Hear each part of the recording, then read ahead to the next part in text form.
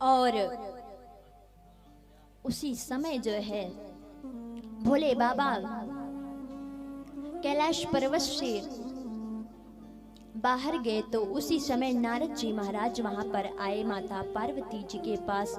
और जैसे ही पार्वती मैया के पास आए नारद जी ने पार्वती मैया से कहा, जैसे ही पार्वती मैया नारद जी को देखी तुरंत प्रणाम किया, तुरंत उन्हें ऊंचे आसन पर बैठाया। उसके बाद नारद जी ने कहा, अरे देवी, अरे मैया, भोले बाबा कहाँ हैं? भोले बाबा दिखाई नहीं दे रहे हैं।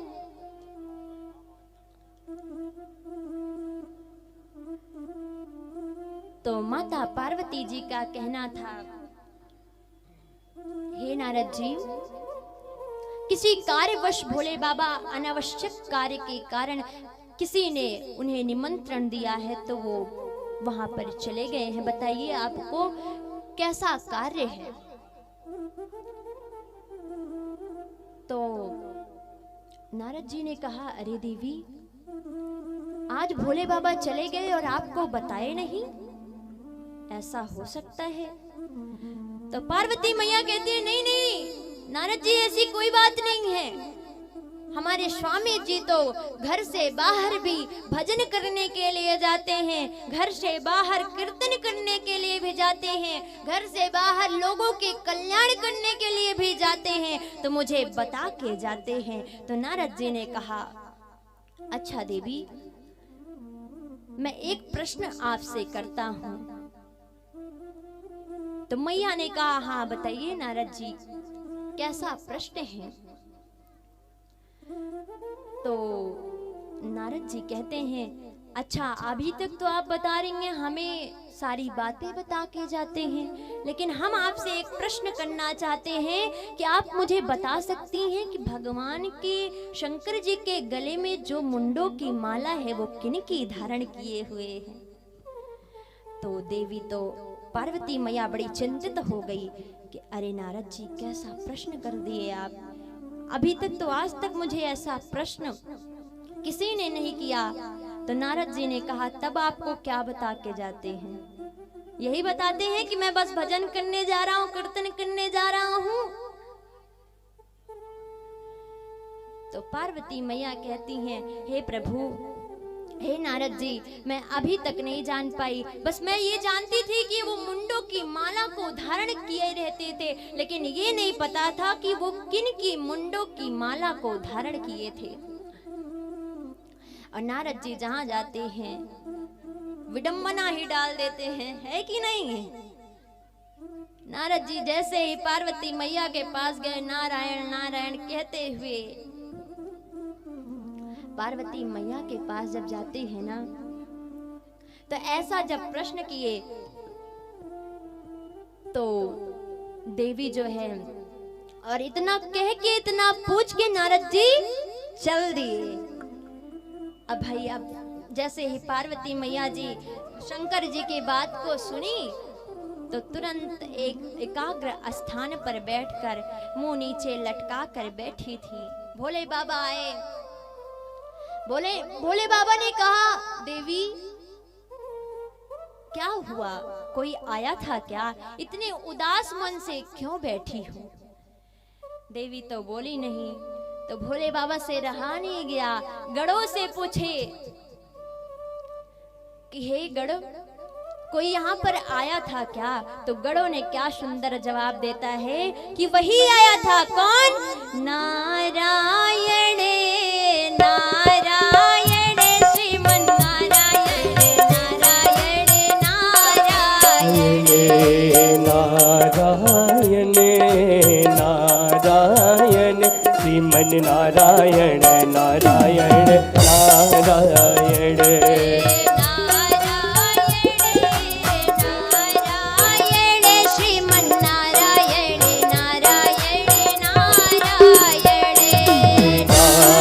नारायण नारायण भजमन नारायण नारायण नारायण सत्य नारायण सत्य नारायण सत्य नारायण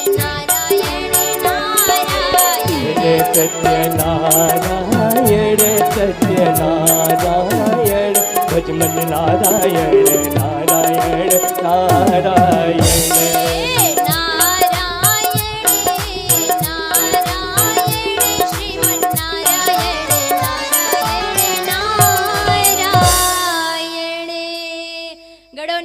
बड़ा सुंदर भाव देते हैं कि कौन आया था।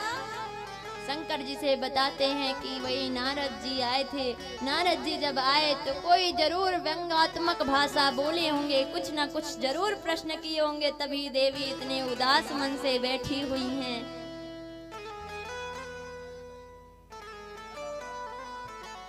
तो भोले बाबा से पार्वती मैया प्रश्न पूछती हैं कि हे प्रभु, हे स्वामी, आज आप इतनी बड़ी बात मेरे से छुपाए हैं कि आपके गले में जो मुंडों की माला है वो किनकी है।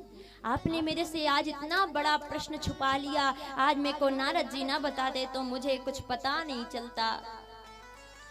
तो शंकर जी का बड़ा सुंदर भाव आता है कि अरे इतनी छोटी सी बात के लिए आप इतना मुंह उदास करके बैठी हुई हैं। अरे आप मेरे से प्रेम से पूछ लेती तो मैं आपको बता देता।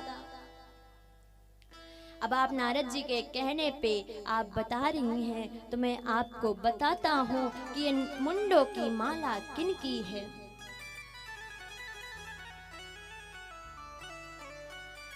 तो भोले बाबा का बड़ा सुंदर जवाब आता है कि जब आपका सती रूप में देह जलकर जब देह को त्याग दी थी ना, जब जब मुझे आपकी उस सती रूप में जब मुझे आपकी याद आती है तो मैं उसी मुंडों की माला को अपने गले में धारण कर लेती हूँ। तो पार्वती मैया कहती है ऐसी कौन सी, अभी तो मैं आपके सामने हूँ, कब मेरा सती रूप हुआ, कब मेरा सती अवतार हुआ। अभी तो मैं आपके सामने पार्वती मैया के नाम से जानी जाती हूँ।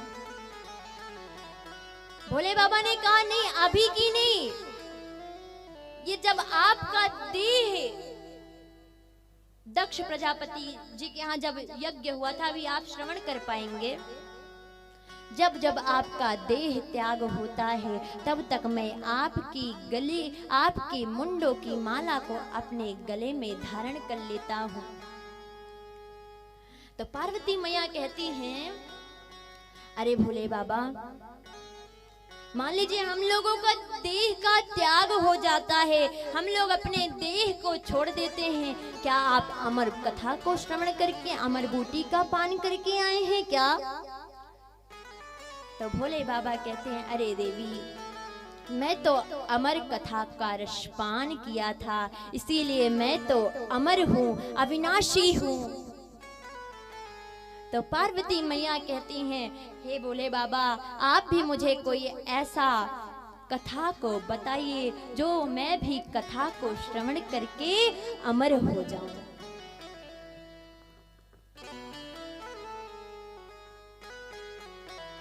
तो महाराज भोले बाबा कहते हैं देवी, मैं कथा तो आपको एक ही शर्त पे सुनाऊंगा कि जब जब जब कथा होने लगी तो आप ओंकार भरती रहिए, तभी कथाओं में आनंद आएगा और मैं उसी से समझता रहूंगा कि कथा चल रही है। देवी ने कहा ठीक है भोले बाबा, मुझे ये सारी बातें सब मंजूर हैं, आप कथा को बताइए, मैं ओंकार भरती रहूंगी। प्रथम दिवस की कथा हुई, भगवान के महात्म की कथा हुई, भगवान के स्वरूप की कथा हुई। प्रथम दिवस की कथा में पार्वती मैया ओंकार भरती रही। द्वितीय दिवस की कथा में ओंकार भरती रही। तृतीय दिवस की कथा में ओंकार भरती रही। और जब चतुर्थ दिवस की कथा पहुंची, नंदोत्सव की कथा आई, कल हम लोग भी भगवान के जन्म अवतारों की कथा को श्रवण करेंगे। कल भगवान का सुंदर जन्म भी होगा चतुर्थ दिवस में। तो भोले बाबा भी पार्वती मैया को चतुर्थ दिवस की जैसे ही कथा में पहुंचे हुए थे, पार्वती मैया इतना भाव विभोर हो गई, इतना भाव विभोर हो गई कि उसी नंदोत्सव में डूब गई। फिर उसी समय एक शुक शावक तोता जो है अंडा दिया हुआ था, और वो तोता जो है कथा को 5वें दिवस से कथा को श्रवण करना शुरू कर दिया। 5वें दिवस की कथा हुई, भोले बाबा कथा बता रहे हैं, वो तोता पीछे से 6वें दिवस की कथा में भोले बाबा सोच रहे हैं पार्वती मैया कथा सुना रही हैं। 7वें दिवस की कथा हुई, वो तोता जो है हुंकार भरता गया और जैसे ही कथा विश्राम हुई, भोले बाबा जोर से जयकारा लगाए, बोले वृंदावन बाके बिहारी लाल की जय हो।